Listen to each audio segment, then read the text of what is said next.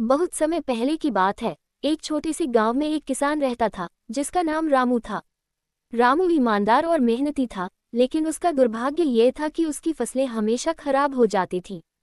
वह गांव में सबसे गरीब व्यक्ति बन गया। एक दिन रामू के पास गांव के जमींदार आया और बोला, रामू, मैं तुम्हारी हालत समझता हूँ। तुम मेरी बात मानो और एक झूठा गवाही देकर मेरा काम कर दो। मैं तुम्हें बहुत धन दूंगा। तुम्हारी सारी परेशानियां खत्म हो जाएंगी। रामू को यह प्रस्ताव सुनकर आश्चर्य हुआ। उसने कहा, झूठ बोलना पाप है, मैं यह नहीं कर सकता।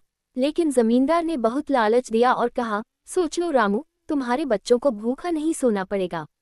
रामू ने सोचा कि एक बार झूठ बोल देने से क्या फर्क पड़ेगा।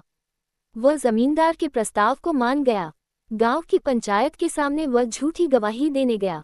लेकिन जब वह बोलने के लिए खड़ा हुआ तो उसे अपनी अंतरात्मा की आवाज सुनाई दी, रामू, क्या तुम अपनी ईमानदारी को धन के लिए बेचोगे? उसने तुरंत ही झूठ बोलने से मना कर दिया और सच सच सबके सामने कह दिया। जमींदार रामू से नाराज हुआ, लेकिन पंचायत के बुजुर्गों ने रामू के साहस की सराहना की। रामू की ईमानदारी की खबर पूरे गांव में फैल गई।